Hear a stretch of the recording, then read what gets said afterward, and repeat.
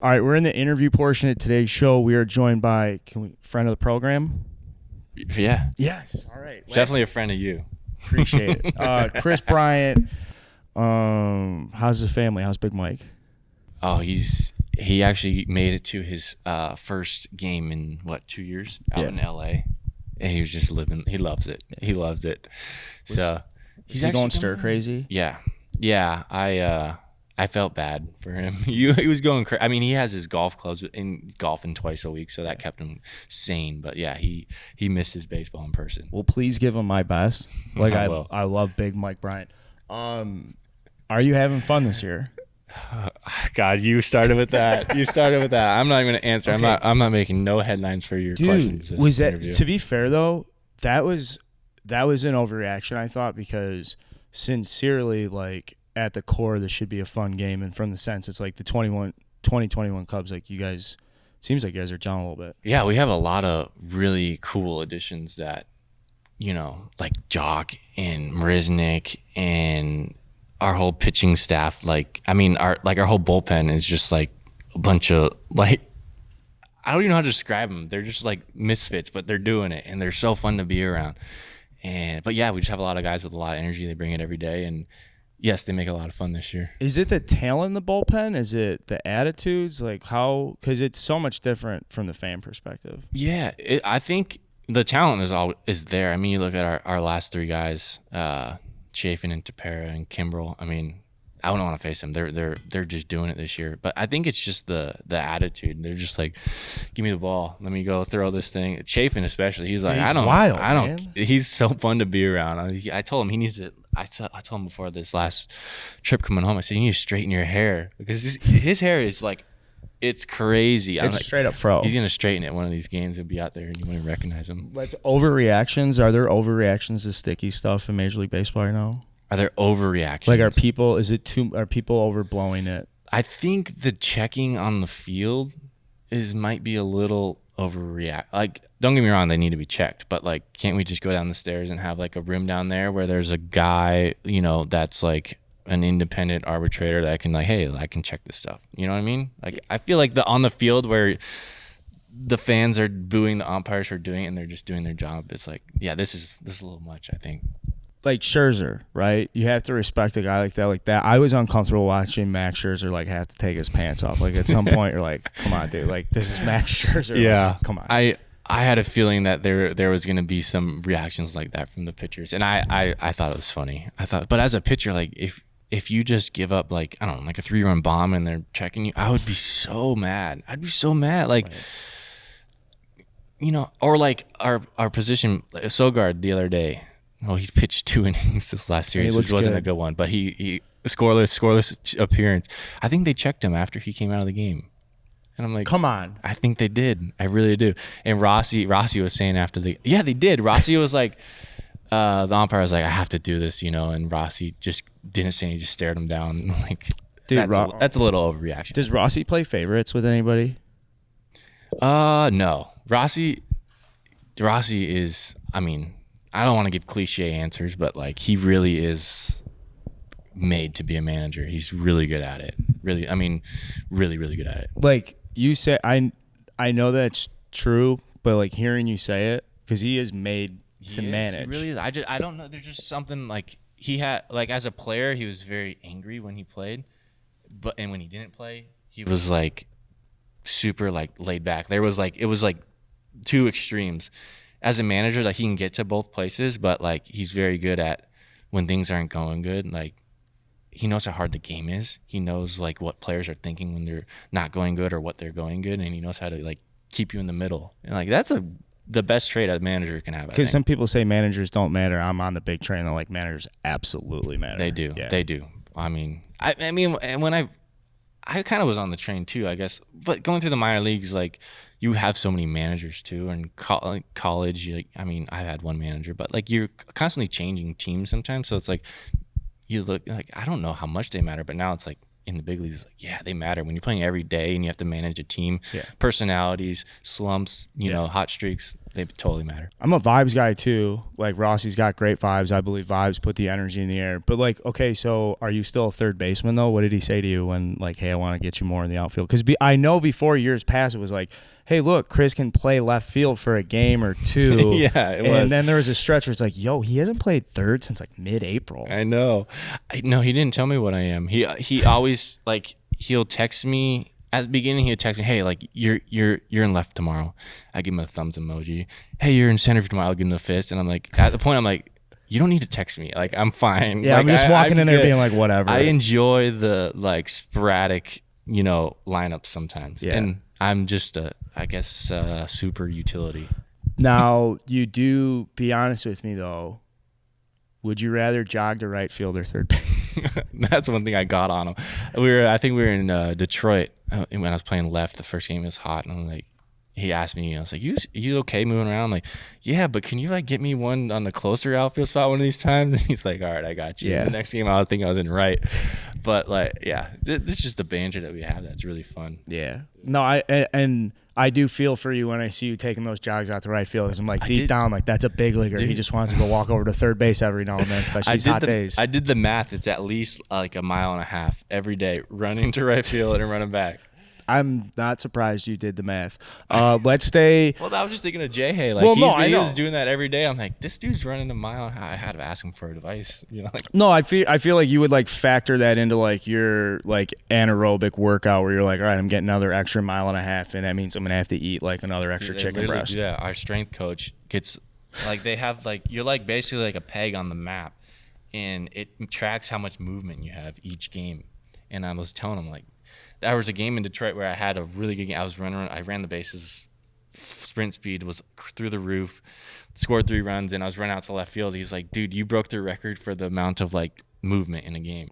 Why are we measuring this stuff? Does it creep you out a little bit? It does a little bit, but then I'm like, I wake up the next morning. I'm like, yeah, that's why I don't feel good today. Yeah. I was running like crazy yesterday. And I guess it's another thing to measure where you can be like, I'm the best at this. Yeah, it's crazy. They keep track of that. Yeah, that does kind of scare me a little bit. Yeah. Can we talk uniforms? Do you get enough credit for introducing baby blue into the Cubs? Thank you so much.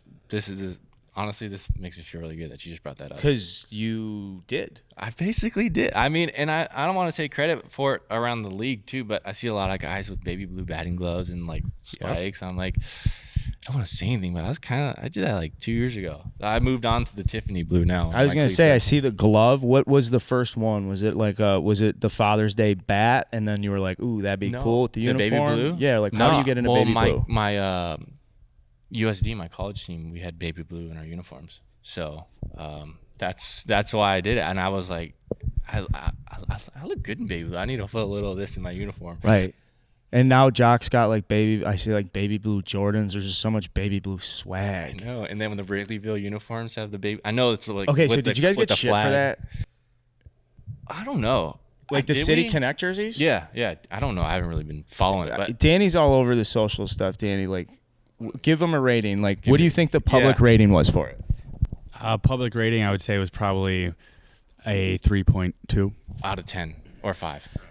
Oh, Danny said 10. That's an F, not even like a D. But once you guys were wearing them and they released the pictures of you guys together, I thought they were cooler. But when they just like put out the picture, like the AllStar uniforms, it's I like, agree. Oh, bro. I think that you had the mannequin of Jason Hayward wearing it. It looks really good. Yeah. And then you had Riz and Javi and Wilson. I don't know. I felt like it feels cool wearing them because they're different. But we could have done a little better. Yeah. Could have done a little better. But and then Jason Hayward, too, you bring it up. He's like a perfect looking. He looks so perfect. And no offense to you because you look good in a baseball uniform, but he does look better. He does. That's the joke in the clubhouse. Jay Hay looks good in everything because he's just a mannequin. Like you put anything on him and he's looking good. Do you have a favorite uni combo? Yeah, the powder blue tops pants. We wore them in Oakland in 2016. Oh. We haven't worn them since. Dude, so that's alternate. What about other regulars? Like, do you like the grays more than the blue top? Oh, so you went deep into the reserves on that. I have the answers because that's what that year we were like, old school uniforms like, Yeah. every weekend. I was like, this is really cool. I was like is this a- expecting slate gray. No, I hit a couple big in the pennies, but like no, we went 16 Oakland 16 alternates. I think it was in 16 or 15 Oakland. No, we're playing Oakland. Like the baby blue powdered uniform. They have. you're playing you don't them, even, I know. You don't even wear a belt. You just have the drawstring. Yeah. We need that. We need that. Okay, we're just a couple random quick ones here. Sorry, I'm laughing. I got phlegm here. I'm not afraid. We're buddies. Do you wear a cup? I do. Okay. Even in the outfield too. Do you in the outfield? It's not for like fear of like getting a ball hitting me there. It's more like the pitcher like running a two-seamer. Oh, really? I've seen it happen to at least 2 guys that didn't wear one, and the two-seamer ran in and got him. What percentage of players do you think protect their snakes with a cup? 50% maybe. Okay. All catchers, right? You've never played with a catcher that doesn't wear a No, cup, right? no. Savage. I mean, what are you doing? Willie might be crazy enough to do that, but no. Do pitchers? Do your pitchers wear I've them? never. I don't pay. I didn't listen. I really played don't. college baseball at the D1 level. You may not know this about me, but I didn't wear a cup. Yeah. Did you pay attention to your teammates and? Yeah, we What did a they little were- cup check. There's nothing wrong with cup checks. Cup snakes, are those still a thing? You like them? I mean, Cup snake? yeah, the cup snakes, the stacking of the cups in the outfield. Oh, you went to a different cup. Yeah, no, we see that's a little. I thought we were on the other cup. We could bob and weave. We could go back to those cups. I thought we exhausted the topic. I think we were bringing this up. I think when they fall in the field. Did you see that game? Yeah, that was Bush League. Oh, we didn't like that. But, No, that was I mean, stupid. whatever they got.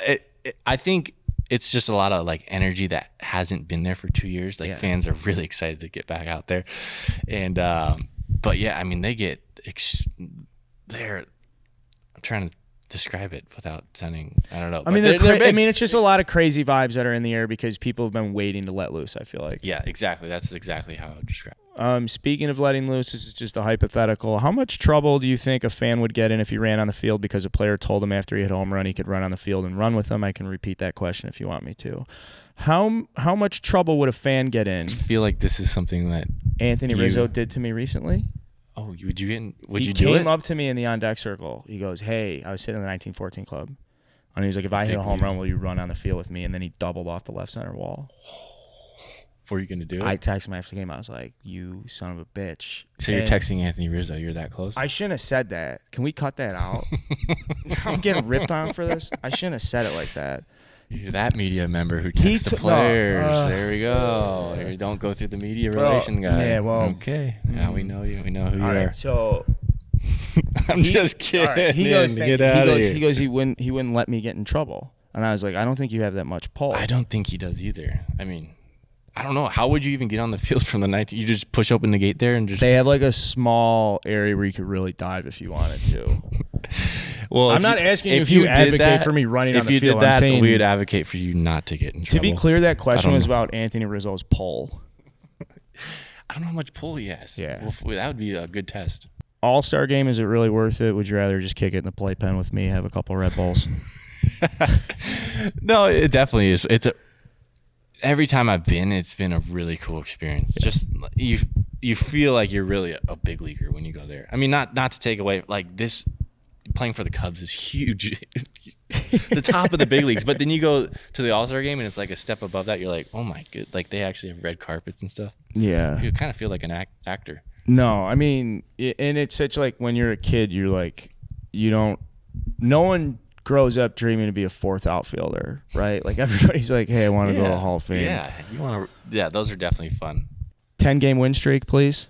It's not a question. That It's would be more huge. of an ask. I think we were breaking this down the other day. The last 5 or 6 pitching staff that we faced. The Padres, the Dodgers, Not the good. Mets, the Padres, Yeah. the Brewers. It's like we've seen some really good pitching, and I mean not to take away from the teams that were upcoming. I don't even know who we're playing, but it can't get much harder to hit off those guys. No, that's top league pitching. Then last question. All right. This isn't necessarily a question either. This is just a recommendation because I know you're a TV guy. I know you like to binge. Downton Abbey streaming on Netflix, a rom-com. It's like a early I've heard of it. Yeah, If you get I a gave chance- it like 10 minutes. I quit after 10. Really? Yeah. Do I need? I need to I mean, keep at least give it one episode. All right. No.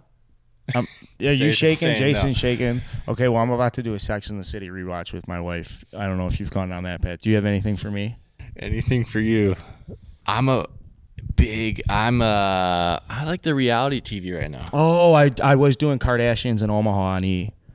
Not bad. enough? I'm Okay. like a Survivor, like Big Brother. Oh. I watch a little Bachelorette with my wife too. Yeah. Actually, I have a friend of a friend who's on the current season of The Bachelor Get out of at here. right now.